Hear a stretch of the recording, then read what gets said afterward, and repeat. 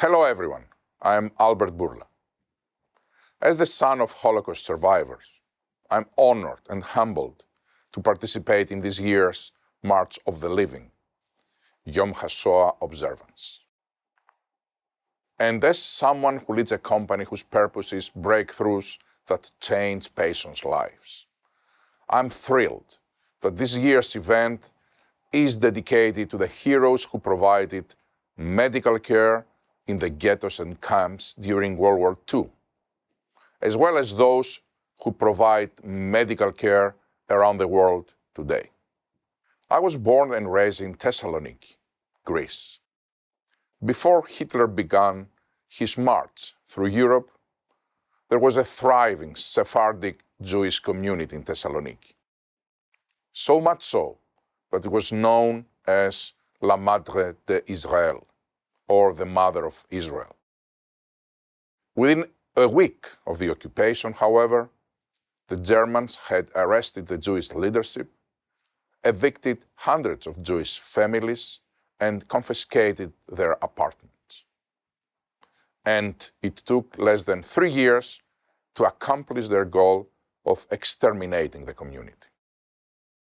When the Germans invaded Greece, there were approximately 50,000 Jews living in the city. By the end of the war, only 2,000 had survived. Lucky for me, both of my parents, Mois and Sarah Bourla, were among the 2,000. My father was successful in surviving by hiding his identity. My then teenage mother was arrested by Nazis, abused in jail, and lined up against a wall in front of a firing squad. She was removed from the line of death at the last moment, thanks to hefty bribes that a Christian relative paid to Max Merten, a Nazi war criminal. Many Holocaust survivors never spoke to their children of the horrors they endured because it was too painful.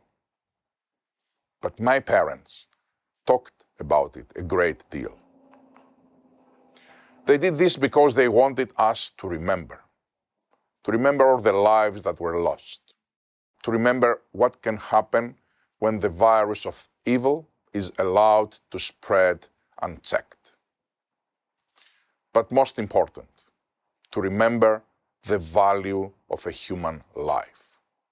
You see, when my parents spoke of the Holocaust, they never spoke of anger or revenge. They didn't teach us to hate those who did this to our family and friends. Instead, they spoke of how lucky they were to be alive and how we all needed to build on that feeling, celebrate life, and move forward. Hatred would only stand in the way. My parents' story has had a great impact on my life and my view of the world. But I hadn't really spoken about it publicly until recently. And I'm so glad that I did.